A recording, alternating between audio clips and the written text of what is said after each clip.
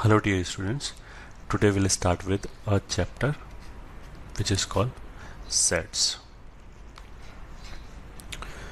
तो सबसे पहले डेफिनेशन देख लेते हैं, ये ठीक है. फर्स्ट पॉइंट,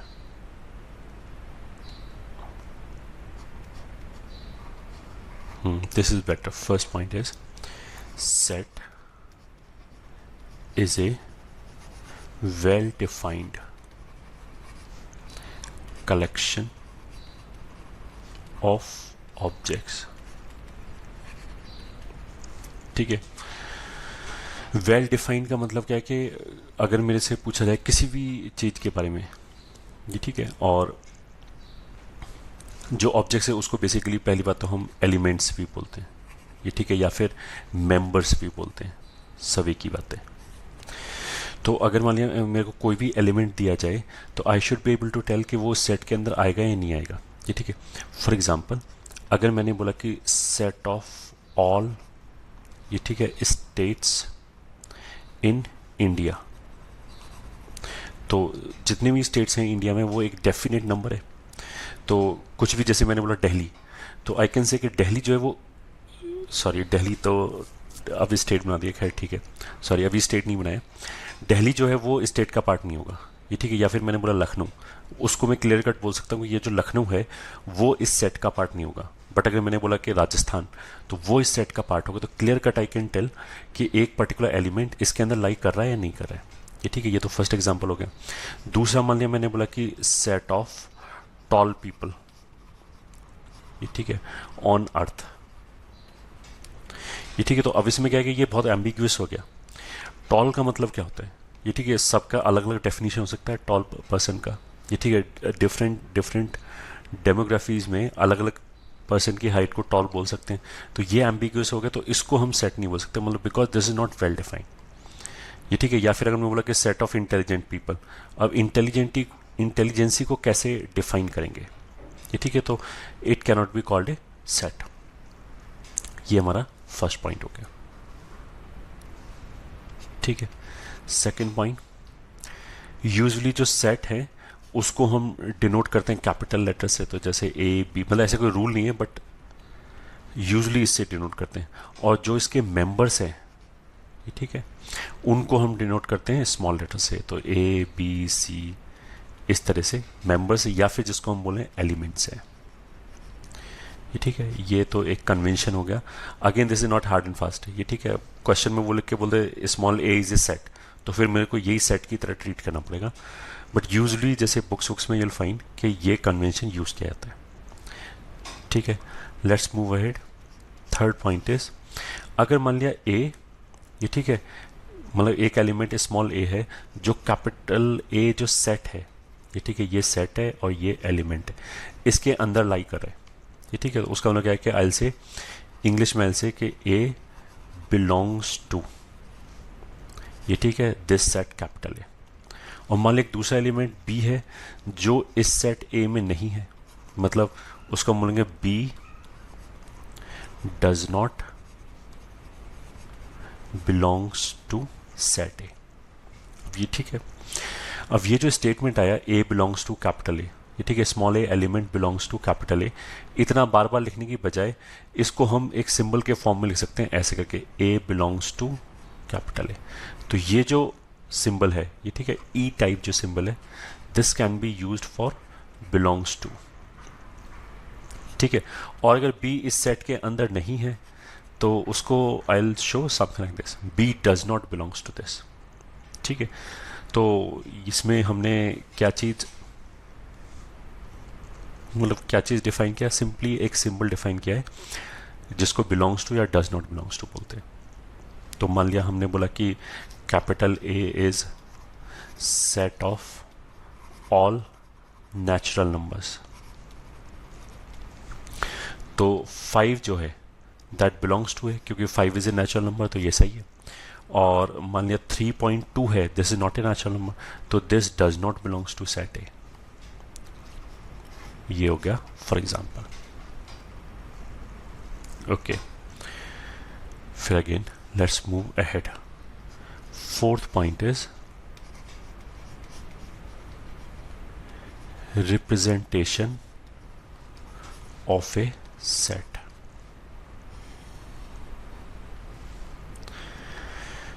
इसमें दो प्रकार का रिप्रेजेंटेशन है। 4.1 इज जिसको हम बोलते हैं रोस्टर और टैबुलर मेथड। इसमें क्या है, जितनी भी सेट के अंदर एलिमेंट्स हैं उनको सब हमने ऐसे लिस्ट कर दिया, ये ठीक है। इसमें क्या है, all elements are listed. For example हमने बोला कि set of all prime numbers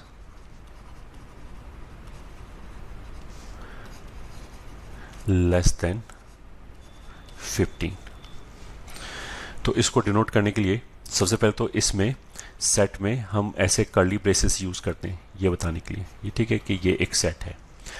तो अगर मेरे को सारे प्राइम नंबर डिनोट करने हैं तो सबसे पहला प्राइम नंबर क्या आएगा, 2, फिर आएगा 3, फिर 4, 5 आ गया, 7 आ गया, 8, 9, 10, 11 आ गया, 12, 13 आ गया, ये हो गया, ये ठीक है। तो ये हो गया, ये जो हमने इंग्लिश में लिखा है, ये ठीक है, जो हमने लैंग्वेज में लिखा है, जो हमने सेंटेंस में लिखा है set of all prime numbers less than 15, उसी को हम सिंबॉलिक फॉर्म में ऐसे लिख सकते हैं। ये कर्ली ब्रेसेस हमें ये बता रहा है कि ये सेट है और सारे एलिमेंट्स को हमने लिस्ट कर दिया, तो इसको हम क्या बोलेंगे, रोस्टर्स मेथड। अब इसको लिखते समय कुछ कुछ पॉइंट है, मतलब एक तो हमने टेबल के फॉर्म में लिख दिया, पहला चीज़ तो ये हो गया। दूसरा, ऑर्डर डज नॉट मैटर, किसी भी ऑर्डर में लिख सकते हैं थियोरेटिकली। तो मान लिया मैंने लिखा इस सेट के अंदर 3 एलिमेंट है 1, 2, 3, तो ये और ये इक्वलेंट है। अगर मान लिया मैं ऐसे लिख दूँ 2, 1, 3, ये दोनों एक ही बात है, ठीक है। तो एक तो order does not matter and दूसरा we usually do not repeat elements. तो मान लिया 1, 2, 2, ये ठीक है, ऐसे नहीं लिखेंगे। इसके अंदर केवल 2 ही एलिमेंट है, 1 एंड 2, ये ठीक है। तो केवल हर एलिमेंट एक ही बार लिखा जाएगा, एक से ज़्यादा बार रिपीट नहीं किया होता है। तो ये हमारा हो गया rosters method. Second is 4.2 is set builder method, ठीक है। और इसको हम बोलते हैं प्रॉपर्टी मेथड। इसको लिखने का तरीका क्या होगा कि property of all elements present in the set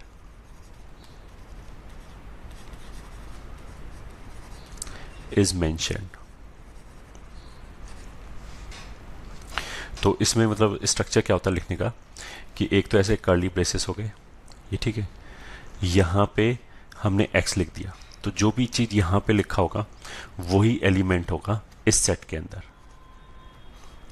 और यहाँ पे उसकी प्रॉपर्टी लिखा होगा, प्रॉपर्टी या प्रॉपर्टीज, जो वो एलिमेंट सेटिस्फाई कर रहा होगा, सेटिस्फाइड बाय एलिमेंट्स। तो जैसे मान लिया फॉर एग्जांपल मैंने ऐसे लिखा x, ये ठीक है, ये 2 डॉट डॉट लगाया ये बताने के लिए कि ये एलिमेंट्स हैं जो इस सेट के अंदर प्रेजेंट और आगे प्रॉपर्टी है। मान लिया लिखा x² - 4 बराबर 0, तो ये प्रॉपर्टी सेटिस्फाई हो रहा है। तो x² - 4 इज इक्वल टू 0 को कौन कौन सेटिस्फाई करेगा, ये ठीक है, केवल 2 और -2। तो उसका मतलब क्या है कि x का वैल्यू 2 और -2 हो सकता है। तो इस सेट के अंदर ऐसे सारे एलिमेंट है जो ये प्रॉपर्टी सेटिस्फाई कर रहे हैं, ये ठीक है। दैट मीन्स इस सेट के अंदर -2 एंड 2 है। तो अगर इसको मैंने ऐसे लिखा तब तो ये हो गया सेट बिल्डर मेथड में लिखा हुआ है। और इसी को अगर रोस्टर मेथड में लिखेंगे तो जो भी एलिमेंट्स आए सबको लिस्ट कर दिया। तो एलिमेंट कौन कौन से आए, -2 आया एंड 2 आया, तो इन दोनों को लिस्ट कर दिया। तो यही हो गया क्या, roster method.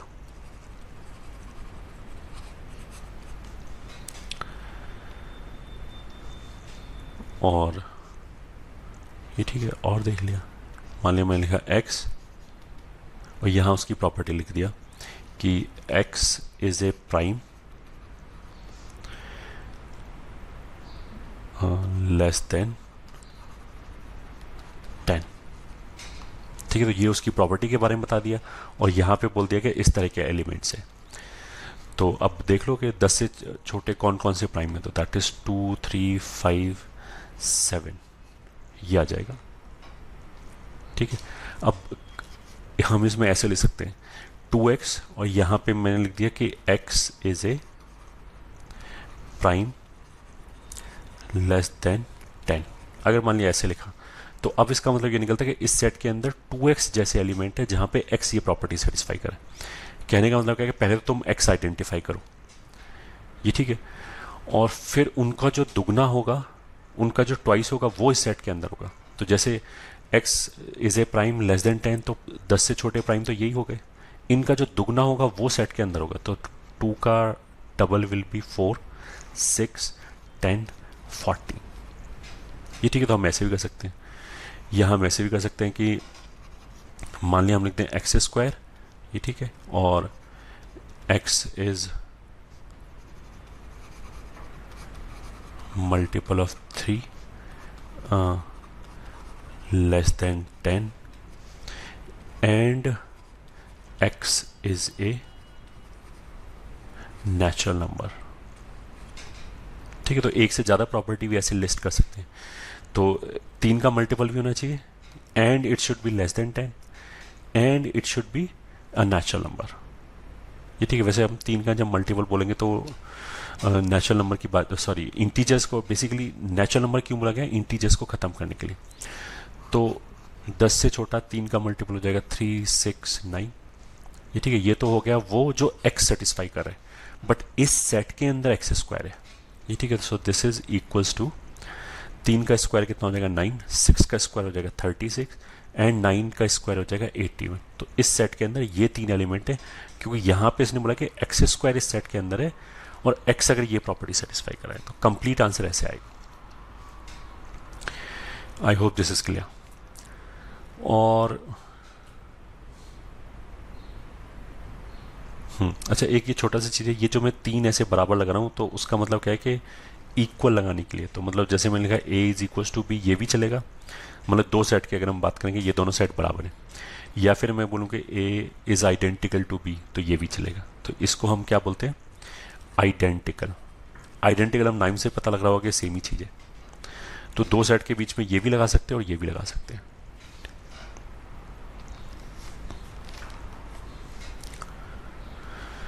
Now let's move forward.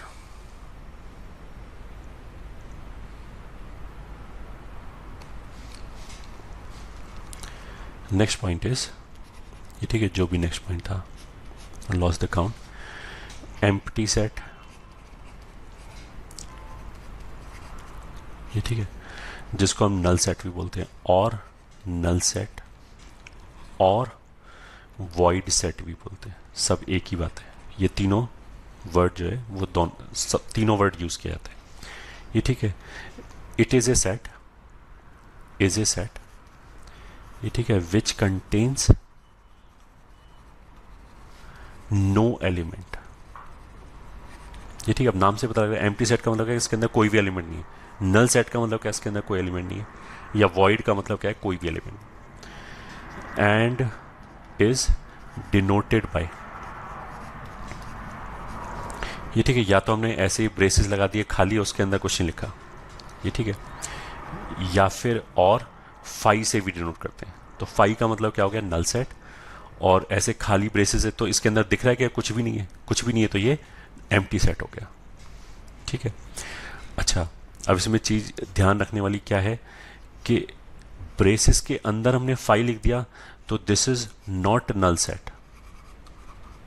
ये ठीक है, इसके अंदर तो क्या होगा कि ये सेट है जिसके अंदर ये ऑब्जेक्ट आ गया, तो ये नल सेट का बचा, इसके अंदर तो एक ऑब्जेक्ट आ गया। तो नल सेट हम ऐसे डिनोट नहीं करते, या तो केवल खाली ब्रेसेस लगाओ या फिर केवल फाई लिखो। फाई को इसके अंदर लिख दिया तो गड़बड़ हो जाएगा। ये ठीक है, और एग्जाम्पल के लिए हमने ऐसे ले लिया कि set of all natural numbers less than 10 which are multiple of 30। ये ठीक है, मतलब ऐसे सेट का नेचुरल नंबर का ऐसा सेट जो 10 से तो छोटा हो, जिसके अंदर जो एलिमेंट्स हैं और उसमें 13 के मल्टीपल हो, तो ऐसा कोई सेट ही नहीं आएगा, तो this will be null set. ठीक है, तो again let's move forward. Next point is number of elements. ये ठीक है, या इसको ऐसे ही बोलते हैं कार्डिनल नंबर। तो कोई भी सेट ए दे रखा है, इसके अंदर जो नंबर ऑफ एलिमेंट्स हैं, ये ठीक है, उसको हम डिनोट करते हैं एन ऑफ ए। मतलब एन ये बता रहा है कि इसके अंदर हमें नंबर काउंट करने हैं। ठीक है, तो number of elements in set A is denoted as this. तो फॉर एग्जांपल मान लिया हमने ए सेट लिया, इसके अंदर 1 2 7, ये ठीक है, ये 3 एलिमेंट है, तो यहाँ से एन ऑफ ए कितना हो जाएगा, ऑफ कोर्स 3। ये ठीक है, तो एन ऑफ नल सेट कितना हो जाएगा, 0, क्योंकि इसके अंदर कोई एलिमेंट ही नहीं होगा। और मान लिया एन ऑफ बी क्या हो जाएगा, बी मान लिया ये एक सेट है 1 3 7 8। ये ठीक है, अगर बाई चांस क्वेश्चन में कोई ऐसे रिपीट करके लिख दे तो ये जो 8 8 है ये अलग अलग नहीं गिना जाएगा, ये तो इफेक्टिवली हमने क्या बोला था कि एलिमेंट्स को रिपीट नहीं करते, तो ये 4 ही गिना जाएगा, 5 नहीं गिना जाएगा। ठीक है, तो कार्डिनल नंबर जो है वो नंबर ऑफ एलिमेंट्स को ही बोलते हैं। This is also called cardinal number of set ए। ठीक है, तो कार्डिनल नंबर मतलब किसी भी सेट का कार्डिनल नंबर का मतलब क्या है, उस सेट के अंदर जितने भी नंबर ऑफ एलिमेंट्स हैं। तो जैसे यहाँ पे ए का कार्डिनल नंबर कितना हो गया 3, और बी का कार्डिनल नंबर कितना हो गया इस एग्जाम्पल के लिए 4।